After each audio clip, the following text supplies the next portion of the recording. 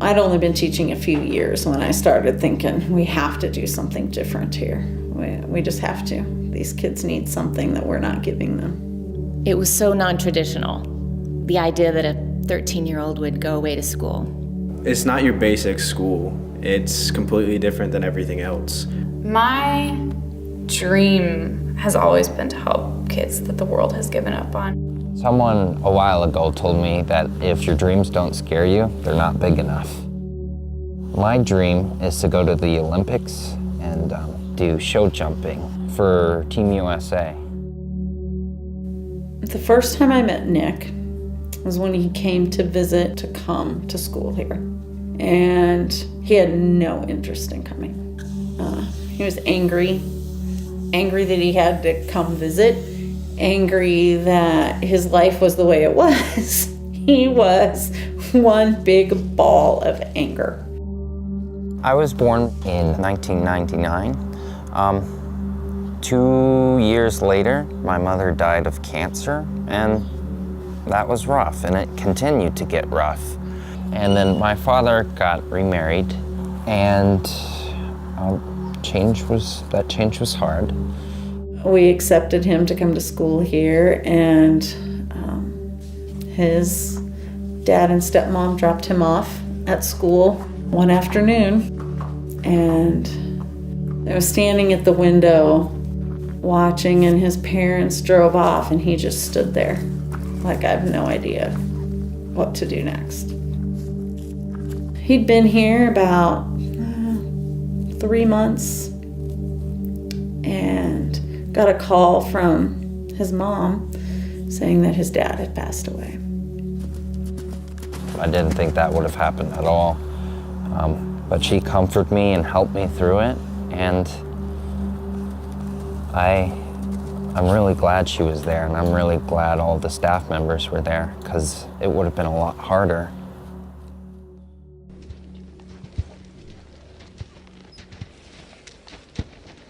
The main goal here at Adora is to take these kids from hard places who are terrified of life and terrified of themselves and don't even know who they are. They're just, a lot of the time they come in here angry at themselves, angry at their parents, angry at the world, angry at whatever happened, but to take them in and say it's going to be okay.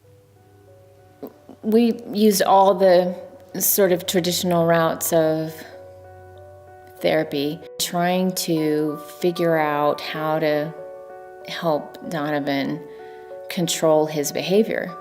We were introduced to Adora through a pastor and another family in our church.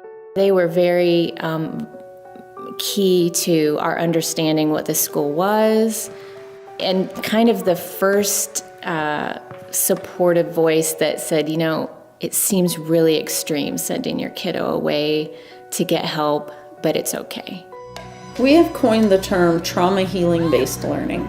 And trauma healing-based learning involves building a safe relationship. A lot of kids come in having experienced trauma, and it's really hard for them to trust people. So animals are a safer being for them to trust, because animals don't judge you, they don't talk to you, they don't look down on you, they just love you. Connecting with horses takes a lot of relationship, a lot of time to make that connection. And that has helped me a lot with connecting with people as well. Teachers walk into the room knowing that relationship is the key thing that they have to build before they can do anything else. It is a community where we do help each other and we're together all the time. And that means we fall, we get back up, they fall, we help them get back up. It's a safe place to land, is what I think of it. It's somewhere it's a steady environment where there's always someone around to be there for you.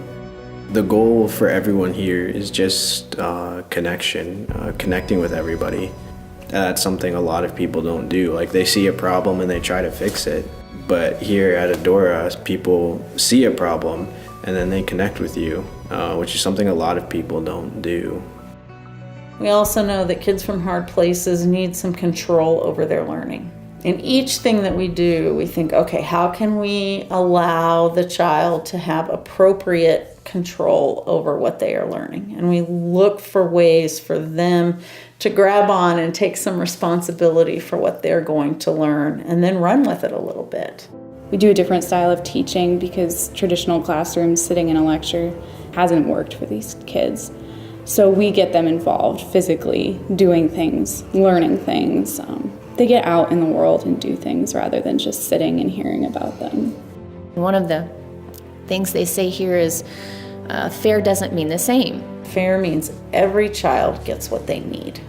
We may be in the middle of a math class and one kid may be laying on the floor and another kid may be outside with a different adult working on a whiteboard. And they're learning the same things, but they need completely different strategies. So you put all of those pieces together and you have trauma healing based learning. It really makes a difference in what you do. Adora helped me fight what I was scared of and teach me a lot of things that I needed to know about myself in order to succeed in the future. And now I'm going to college. I'm pretty much self-sufficient, and I'm going to school to be an EMT. Adora sort of started out just a school, not something that was important to me, but over the years it developed more and more importance to me, and then it eventually became my home, and I feel very safe there. He's grown so much from that point to now where it is his niche in the world. It's what he loves to do. And he's happy whether he's failing or succeeding because he knows that failure will eventually lead to success. And we do have to be strategic about pointing kids back home. Parents who send their kids here are not left out of this process. People here meet your needs. What are ways your parents meet your needs? What are ways that they show you that you can trust them? Then we can transfer that trust from one or more staff members here to trusting family members and beginning to make that transition home. What is going on in your family is beyond the scope of what you alone can do. And it's okay to make this really hard decision for your family, for your child, so that healing can happen. We are citizens of the Adora community. We are citizens of Adora community. We are citizens of the Adora community. Come learn with us. Come learn with us. Come learn with us.